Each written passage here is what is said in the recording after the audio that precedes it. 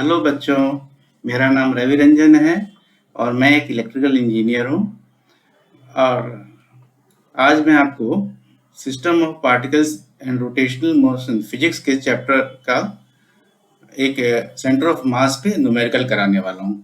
बच्चों, इसके पहले जो वीडियोस मैंने डाल रखे हैं उनका डिस्क्रिप्शन मैं लिंक में दे रहा हूँ। आप उसके थ्रू उन वीडियोस को भी देखें, जिससे कि आपका फंडामेंटल्स और ज़्यादा क्लियर हो जाए और इससे आपका कॉन्फिडेंस डेवलप होगा। तो बच्चों, हम लोग अपना आज का सेशन चालू करते हैं। तो ये क्वेश्चन है, find the centre of mass of uniform and L shaped lamina. L shaped lamina है। एल शेप्ड लैमिना का मतलब होता है a thin flat plate with dimensions as shown. यहाँ डायमेंशंस दिया हुआ है। ये 2 मीटर हाइट है, इधर 2 मीटर लेंथ है, ये लेंथ 2 मीटर है, हाइट 2 मीटर है एंड इसका मास दिया हुआ है 3 kg। Total mass of the lamina 3 kg दिया हुआ है। ठीक है बच्चों, तो इस क्वेश्चन को कैसे सॉल्व करेंगे, इसका सेंटर ऑफ मास कैसे फाइंड करेंगे? तो हम क्या करेंगे, इसमें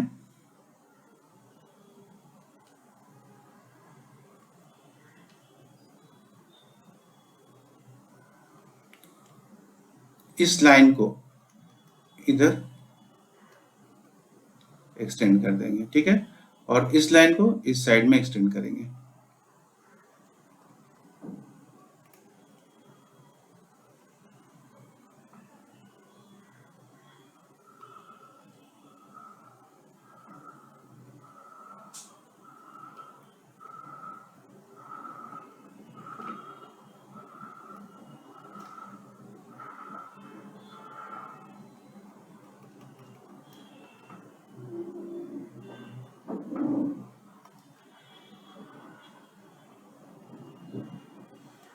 ठीक है, तो यहाँ पर हमको दिखेगा कि ये एल शेप लेमिना जो है 3 स्क्वायर्स में, स्मॉल स्क्वायर्स में डिवाइड हो गया। इक्वल स्क्वायर्स हैं तीनों, ठीक है। एक स्क्वायर ये है, एक स्क्वायर ये है, एक स्क्वायर ये है, ठीक है।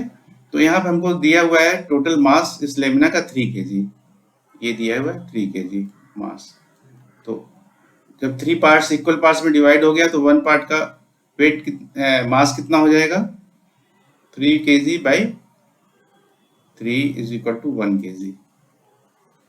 दैट इज, अगर सपोज इसका मास हम m1 मान लें, इसका m2 और इसका m3, तो ये हो जाएगा m1 is equal to m2 is equal to m3 is equal to 1 kg।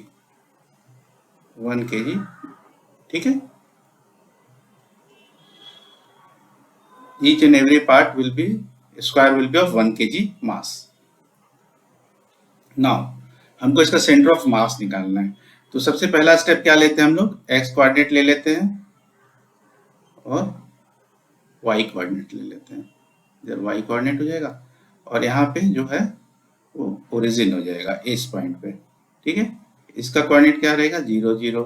और ये बेस का लेंथ यहाँ से यहाँ तक दिया है 2 मीटर, ठीक है। तो ये जो पहला स्क्वायर है इसको हम लोग बोलते हैं C1 पॉइंट, C2 पॉइंट, जो फर्स्ट स्क्वायर है, ठीक है। इसका सेंटर ऑफ मास और सेकंड स्क्वायर का सेंटर ऑफ मास और थर्ड स्क्वायर का geometrical centre, that is centre of मास कहाँ पर रहेगा? सिमेट्रिकल फिगर है, तो इसको हम लोग इसका डायगोनल्स ले लेंगे बच्चों। ये डायगोनल्स ले लेंगे, ये डायगोनल्स जिस पॉइंट पे इंटरसेक्ट करेगा वहां पे इसका ज्योमेट्रिकल सेंटर हो जाएगा, और सेंटर या centre of mass small squares का।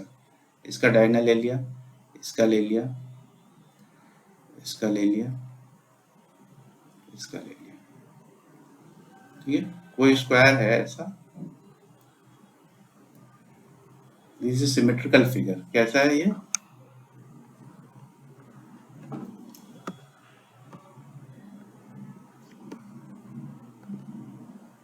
Symmetrical figure.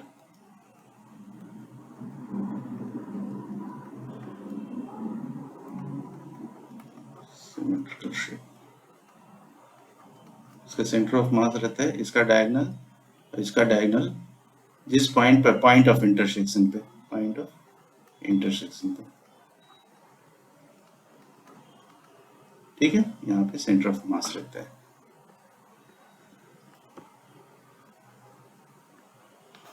तो अब हम क्या करेंगे कि जो पॉइंट C1 है,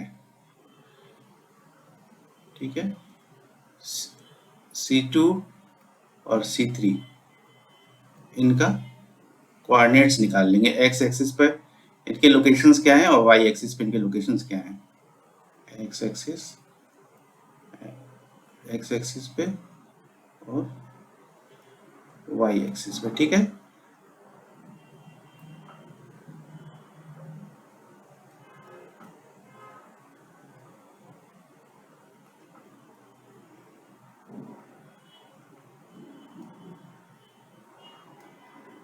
तो C1 को देखते हैं पहले। एक टेबल बना लिया हमने, ठीक है।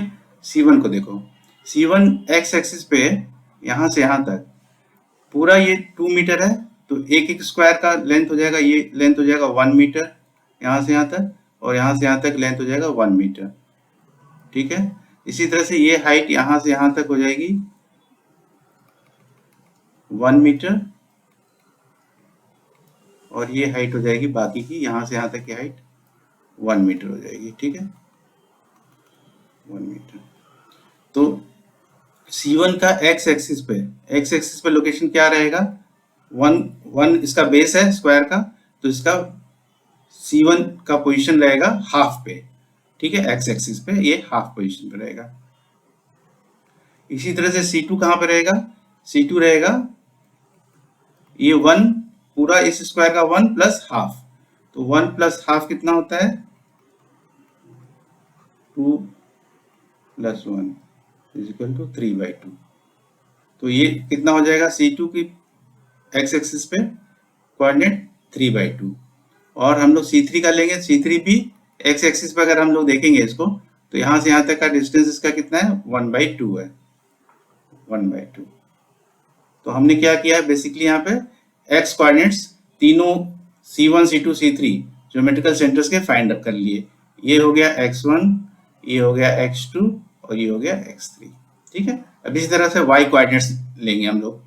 पहले C1 का देखेंगे, C1 की पूरा स्क्वायर का हाइट कितना है, यहाँ से यहाँ तक 1 मीटर है, ठीक है। ये स्क्वायर का हाइट 1 मीटर है, तो ये हाफ डिस्टेंस पे है, तो इसका y कोऑर्डिनेट कितना हो जाएगा, हाफ हो जाएगा। इसी तरह से C2 भी 1 मीटर के हाफ पे है, यहाँ पे है, तो इसका भी कोऑर्डिनेट हाफ हो जाएगा।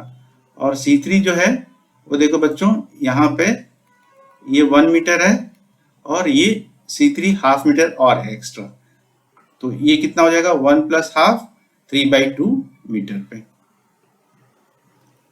तो हमने कोऑर्डिनेट्स कौन कौन से निकाल लिए, y1 y2 y3 कोऑर्डिनेट्स हमने निकाल लिए, ठीक है।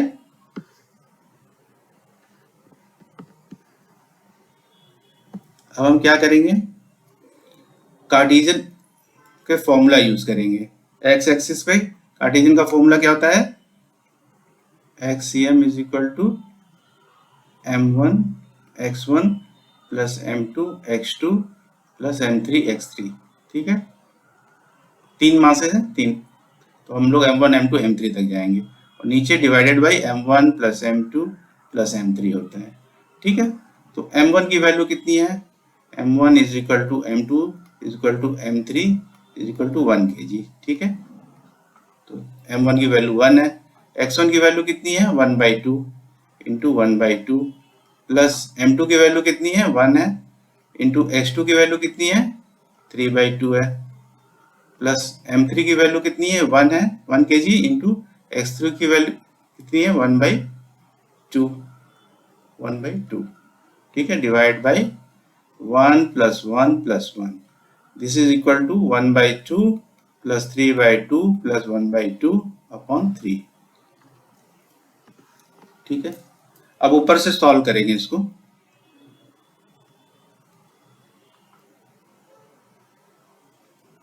तो एलसीएम कितना हो जाएगा, 2 हो जाएगा, 1 प्लस 3 प्लस 1 हो जाएगा,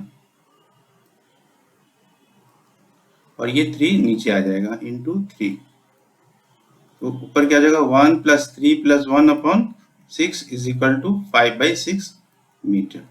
तो यहाँ पे एक्ससीएम की वैल्यू कितनी आ गई, 5/6 मीटर। एक्स पे सेंटर ऑफ मास 5/6 मीटर। अब हम क्या करेंगे, वाईसीएम पे निकालेंगे, ठीक है, वाईसीएम की वैल्यू निकालेंगे। तो वाईसीएम की वैल्यू देखो, वाईसीएम क्या होगा, m1y1 plus m2y2 plus m3y3, correct, upon m1 plus m2 plus m3 is equal to m1 की वैल्यू 1 kg मालूम है, y1 देखो, y1 1/2 है, 1/2 रख देंगे, m2 इज 1, y2 है 1/2, 1/2 रख देंगे, m3 इज 1, y3 कितने हैं, 3/2 है, यहाँ निकाला हमने, 3/2 रख देंगे। सारी वैल्यूज को पुटअप कर देंगे, 1 plus 1 plus 1 is equal to 1/2 plus 1/2 plus 3/2 upon 3 is equal to, ऊपर सॉल्व करेंगे इसको, 2 एलसीएम हो जाएगा 1 प्लस 1 प्लस 3 और ये 3 यहाँ चला जाएगा, into 3 is equal to 5/6 metre. ये आ गया वाईसीएम की वैल्यू, ठीक है, ये वाईसीएम की वैल्यू आ गई, वाईसीएम की वैल्यू हो गई 5/6 मीटर, एक्ससीएम की वैल्यू हो गई 5/6 मीटर। तो सेंटर ऑफ मास का जो फाइंड करना था, that will be 5/6 metre dash comma 5/6 metre, this will be our answer. तो इस क्वेश्चन को एक बार फिर से हम लोग देख लेते हैं बच्चों, कैसे कैसे हमने किया। देखो, एक एल शेप लेमिना दिया था, ये एल शेप में है ये लेमिना, ठीक है, एल शेप लेमिना दिया था, इसका टोटल मास हमको दिया था 3 kg, 3 kg टोटल मास दिया था। तो हमने क्या किया, इस लाइन को आगे की तरफ बढ़ा दिया और इस लाइन को इस साइड में एक्सटेंड कर दिया। तो ये जो है एल शेप लेमिना, ये 3 इक्वल स्क्वायर्स में डिवाइड हो गया, 3 इक्वल स्क्वायर्स में डिवाइड हो गया। ओके, जब 3 इक्वल स्क्वायर्स में डिवाइड हो गया तो इसका mass, total mass 3 kg will be divided by 3, 1 kg हो जाएगा। तो m1 m2 m3 is equal to 1 kg, सब इक्वल हो जाएंगे, ठीक है। और हमने हर स्क्वायर में, अभी जैसे मैंने यहाँ पे बताया, तीनों स्मॉल स्क्वायर का ज्योमेट्रिक सेंटर आइडेंटिफाई कर लिया, C1 यहाँ पे है, C2 यहाँ पे है और C3 यहाँ पे। ऐसे किया, इनके डायगोनल्स का पॉइंट ऑफ इंटरसेक्शन था उसके ऊपर ये रहेगा। ये होने के बाद हमने एक छोटा सा टेबल बना लिया, क्योंकि हमको मालूम है XY प्लेन में है ये, तो इसका हमको C1, C2 और C3 का कोऑर्डिनेट्स XY के टर्म्स में मालूम होना चाहिए। तो उसके लिए फिर हमने एक टेबल बनाने के बाद सारे वैल्यूज को रख दिया। कैसे रखा, ये x एक्सिस पे है, x एक्सिस पे एक स्क्वायर का लेंथ है 1 मीटर, तो इसका C1 पॉइंट का लोकेशन कहाँ होगा, 1 मीटर के हाफ पे होगा, हाफ मीटर ये हो गया। और इसका हाइट कहाँ पे है, C1 का y एक्सिस पे 1/2 है, टोटल उसका ब्रेथ कितना है, 1 मीटर है, तो C1 is at half height, तो 1/2 हो गया। इसी तरह से C2 x एक्सिस पे कहाँ पे है, ये 1 plus half, that is 1 plus half का क्या हो जाएगा, 1 plus half will be equal to 3/2, ये बताया यहाँ पे, ठीक है, 3/2। तो C2 हो जाएगा x एक्सिस पर 3/2 और y एक्सिस पे कितना हो जाएगा, जितना C1 है हाफ, सेम हाइट पे ये भी y एक्सिस पे 1/2। C3 के कोऑर्डिनेट्स क्या हो जाएंगे, C3 x एक्सिस पे कितना हो जाएगा 1, इसका टोटल यहाँ से यहाँ तक इसका टोटल 1 है, 1 मीटर है इसका लेंथ, तो ये हाफ